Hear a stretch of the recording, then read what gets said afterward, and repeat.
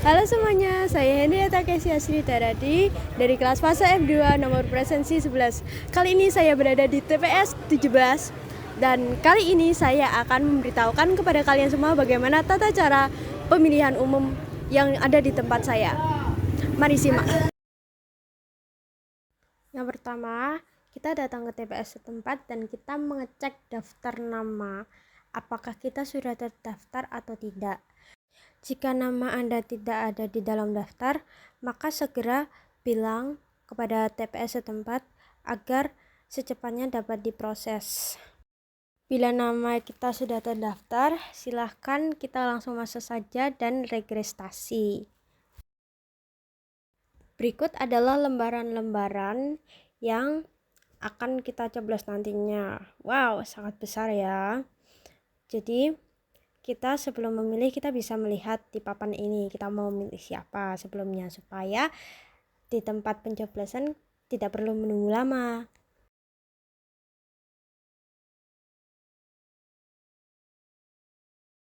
Nah, berikut adalah ruang tunggunya. Nah, setelah kalian mendaftarkan diri kalian akan diberi surat-surat suara seperti ini. Ada banyak macam surat suara. Setelah mendapatkan surat suara, kalian akan dipersilahkan untuk menuju ke bilik pencoblosan.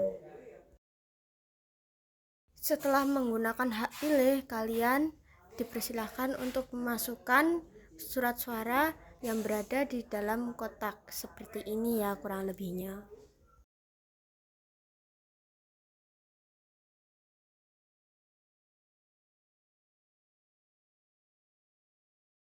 Setelah kalian memasukkan semua surat suara yang telah kalian pilih, kalian dipersilahkan untuk mencelupkan tinta sebagai tanda bahwa kalian sudah mencoblos.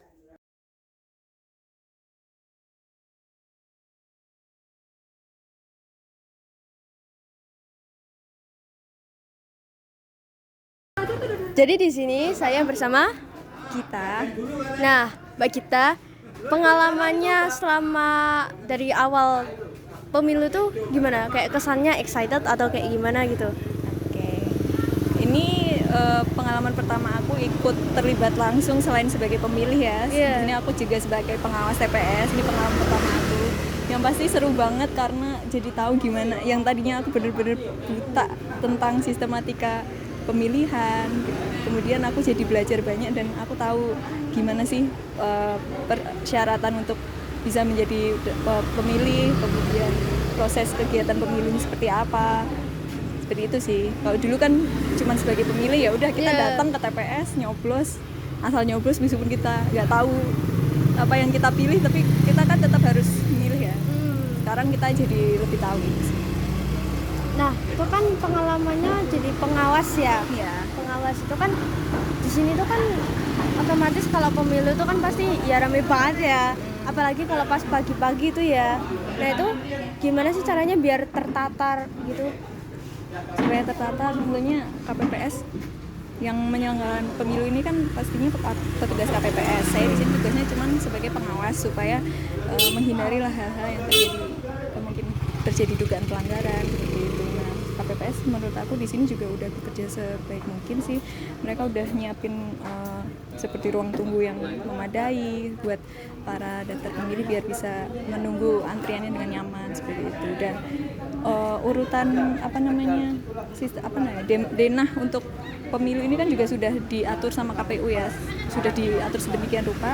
Jadi nggak bisa tuh setiap kita memilih asal tempat untuk dijadikan TPS. Jadi benar-benar harus sesuai persyaratan dari KPU dan itu udah dipersiapin maksimal sama KPPS di sini. Nah, itu denahnya kayak gimana sih kalau boleh tahu kasarannya aja? Oke. Kasarannya ya, untuk ciri-ciri TPS yang baik itu ada 2 pintu. Jadi pintu masuk dan pintu keluar itu di jalur yang berbeda gitu kan. Kemudian setelah pintu masuk kita langsung menuju ke KPPS 2 dan 3 untuk melakukan registrasi. Kemudian setelah registrasi kita menunggu di ruang tunggu, kemudian menunggu dipanggil oleh KPPS 1 atau ketua KPPS untuk diberikan surat suara.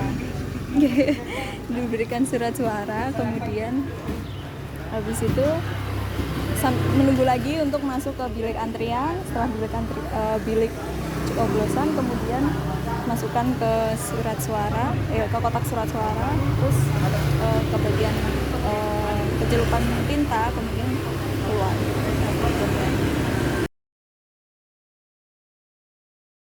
Kalau gini, pelanggarannya itu contohnya tentang apa sih Kak?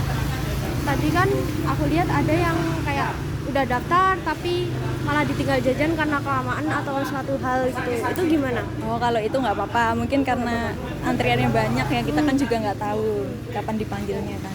Itu nggak apa-apa, itu bukan termasuk pelanggaran. Contoh-contoh pelanggaran misalnya saat kita ada di dalam bilik, kita memfoto surat suara kita saat mencoblos, kemudian saksi yang memakai atribut kampanye atau atribut partai yang dibawanya itu juga termasuk pelanggaran ya, karena kita udah nggak boleh masuk ke masa kampanye lagi kan. Itu sih. Nah, terus kalau misalnya dapat pelanggaran itu apakah langsung ditindaklanjuti atau gimana? Kalau dari saya sebagai pengawas sendiri, tugasnya hanya mencatat. Untuk tindak lanjutnya nanti tergantung keputusan dari kalau KPPS ya. Ketua KPPS dari kelurahan, kemudian kecamatan, jadi bertingkat gitu, berjenjang. Jadi untuk keputusannya tergantung mereka, karena saya di sini tugasnya mencatat, mengawasi kalau misalnya terjadi dugaan pelanggaran. Baik, terima kasih ya Mbak Gita.